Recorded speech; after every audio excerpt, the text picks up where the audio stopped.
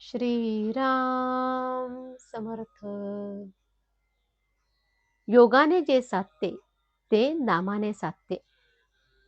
गृहस्थाश्रमी माणसाने असा नियम ठेवावा की जो कोणी काही मागायला येईल त्याला नाही म्हणू नये. आपल्याजवळ जे असेल त्यामधले थोडे तरी त्याला द्यावे. अन्न द्यायला कधीही मागे पुढे पाहू नये. पैसे देताना मात्र आपली परिस्थिती पाहून आणि त्याचा हेतू पाहून तो मागेल त्याच्यापेक्षा जरा कमीच द्यावे. पण नाही म्हणणे चांगले नाही. भिकाराला कधीही वेडेवाकडे बोलू नये. आपली नोकरी हीही एक प्रकारची भीकच आहे.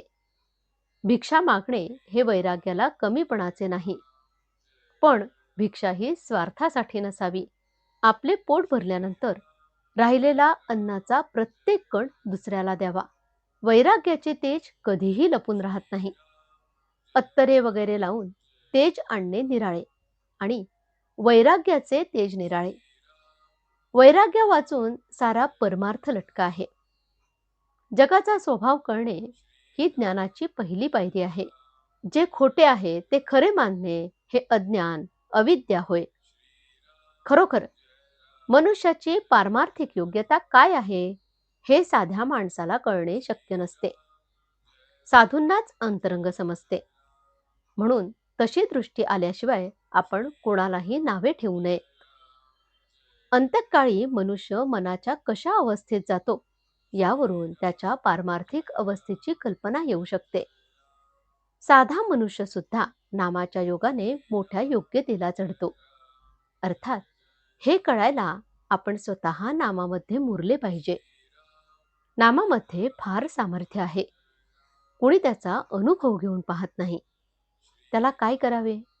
योगाने जे साधते ते नामाने साधते यात संशय नाही.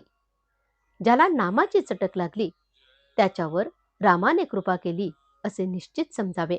परंतु नामाची चटक लागण्यासाठी सतत नाम घेणे हाच उपाय आहे.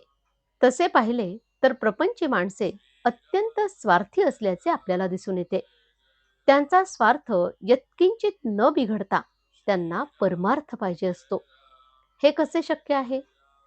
अत्यंत निस्वार्थी बनणे याचेच नाव परमार्थ. तो साधण्यासाठी थोडा तरी स्वार्थ सोडायला आपण तयार व्हावे. साधू संतांच्याकडे जाऊन हेच शिकायचे असते.